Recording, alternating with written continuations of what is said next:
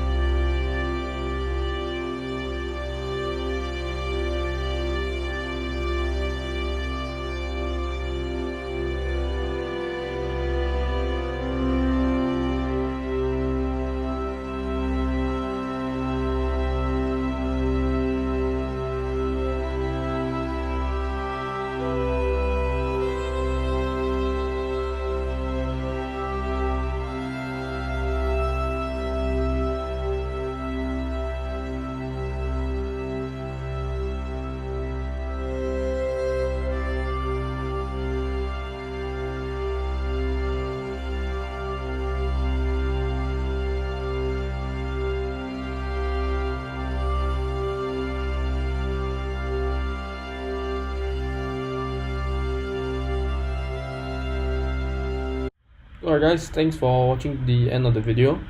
Hope you learned something while browsing through all the stuff. Although I'll put every link every resource I've looked at into the description below. So let's just talk about the architecture I want. So here you can see that it's simple. So obviously you have the internet coming in and basically all of this. So let me just add something else real quick.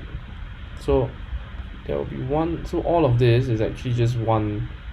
Oh, let's just select the actually I already did it. Okay, so this will go all the way to the back and then it will be like that. Yeah, so the traffic actually goes to the goes here, and then that comes down here. Like this will okay, basically. So the internet, and this is the server. So let me just type that down here. We can't really see. Alright, that works. Okay, so this is the server, and basically we have Docker on it, and we have a lot of different Docker containers. So the first main one that everyone will look at will be the Nginx load balancer or the reverse proxy. So I've read up a little bit on it, so I'm not really sure what to use, but after a slight read up, you can see that they have this project set up under HTTP, and once you go to that once you go to this server, so in instance of port 80, you go to domain.com, it will have a proxy that goes straight to either server this one with the 8000 or 1, 2 or 3. So it will basically load balance between these 3 or 4, I assume. So, and the reverse proxy, I'm not so sure, but we should look at that in the I'll take a look at that in my own free time as well. But yeah, so basically there will be internet, and basically the internet traffic, right, will come in to my website, so bchewy.me, and then it will basically load balance accordingly, right, to the different containers. So let's say if you're actually looking at /VPN or something like that, it will go to a future or like another VPN container, things like that. So yeah, so I'm planning to actually set up everything with containers. So I did deploy this Nginx container already. So it was quite simple with I just copied the Nginx image and then replaced whatever was in the image with my own files, and then expose the ports that I needed. But 443, I don't really need it. Yeah, so that's the Nginx done, but that's the website done actually. So for now, I'm trying to set up the load balancer and the reverse proxy. So no idea which one to do, but we will definitely need a Docker Compose because we will have a second folder here. So let me make the folder. It will be called Nginx LB, or we just call it LB for now. So LB means load balancer, and then under services, right, we will have Nginx-LB as one of the applications. So then we actually have to set up everything so that when we run this one Docker Compose file, right, it will just load this or whatever that we set into this Docker Compose file. So that's what I read up on Docker Compose earlier. But yeah, that is the gist of it. I think the next video will be actually just how like what are the steps to actually set up the load balancer. So this video, part 2, was mainly more of just research and just getting on track, because I noticed that you could use, like, after reading up on one of these articles, right? So let me just open the article. I think it was this one. So after reading up here, right, they're saying this guy was basically asking, could you use Nginx as a load balancer in front of Nginx? So Nginx doubles as a web server and a load balancer or a reverse proxy, right? So could you do that? That's what this guy is asking, and he said you can, but you probably will need another server. But instead of servers, we're going to do it with Docker containers. So I came to I figured that the previous architecture that I wanted to do, right? So let me just go back to my blog. Yeah, so this previous architecture that I wanted to do was, I only had one server, right? Everything goes in, or we could use Kubernetes or Docker. I'm not so sure about the Kubernetes as well, very new. So yeah, I was slightly confused on how to get Nginx set up. But after today, or this part of the series, right, it became quite clear to me that it will all run on the same server, and instead of actually using Nginx, the load balancer, to balance across multiple servers, right, we will actually do it to a container, or we could just use a reverse proxy, so it doesn't really matter. Yeah, so we'll look into that, and we shall see. Yeah, so see that this guy gives a pretty good talk on like multiple server virtual host, server blocks virtual host. So in Apache, right, we didn't have server blocks, so it's just more of virtual hosts and things like that, so vhost and stuff. Yeah, you can see this is the create the load balancer part, and yeah, so I'm probably going to look into that in my free time, and in the next video I'll update you guys, of course, on how things are going. But so far it's going to be this architecture right here, and obviously a lot more. So we'll I'm pretty sure you can use Nginx to say what kind of ports you want allowed in. So let's say if you're using the a port 443 or 1000 for VPNs, I'm sure you can allow that and actually just direct that container to a different container so that you can read stuff. But obviously there's going to be a lot of configuration in docker compose.yml file and a lot of docker file configuration, but no problem, we'll get this done. So I'm challenging myself to get this done in 1 month, which is why I'll try to make a video every day. And yeah, so today's 5th of February. I want to get it done by 28. So yeah, thanks for watching, guys. I hope you enjoyed or learned something. If you didn't, then I hope you enjoyed watching me learn something. And yeah, have fun, guys. Have a good day.